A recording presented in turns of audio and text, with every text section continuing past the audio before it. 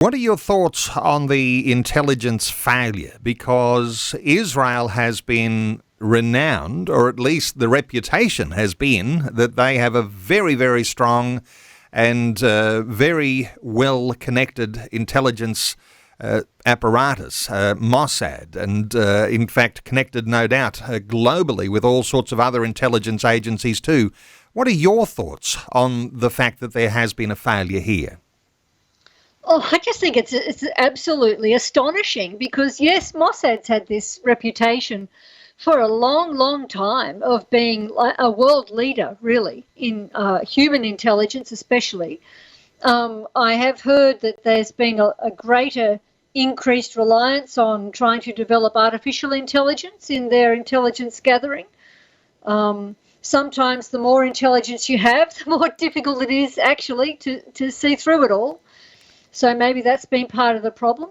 But, MI6 never saw it, British intelligence, and the CIA never saw it coming. So, the world's leading intelligence organisations were essentially taken completely by surprise. And I think the fact that it took Israel's security forces so long to respond was a real shock for everyone as well. Another intelligence agency called the Middle East Media Research Institute. Is there some sense in which they may have even foreseen such an event coming?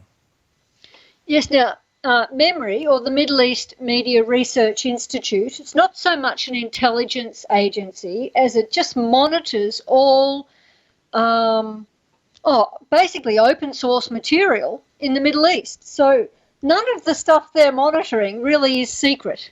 It's just open source, Arab language, Persian language media.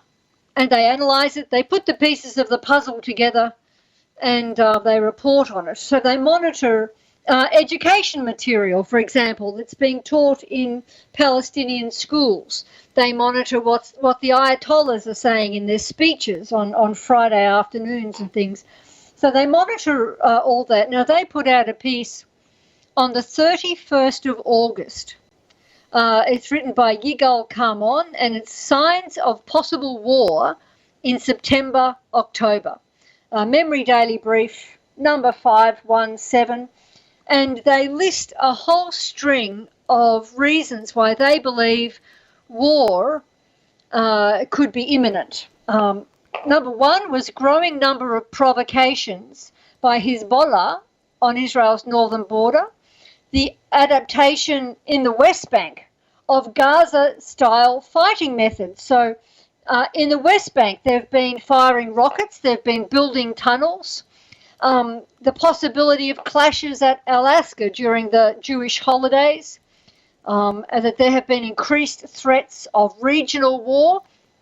And it's in this article, I think, that you see the very first reference to meetings that were held in Lebanon.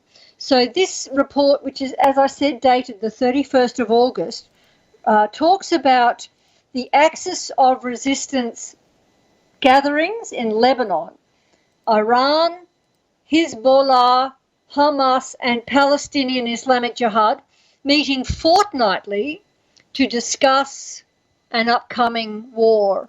And the Wall Street Journal made reference to it just the other day, and people are trying to verify if that's the case. Israel has not actually blamed Iran as yet, because once they do, they'll have to respond, and that will, of course, change the situation again. So they'll be very slow in that regard.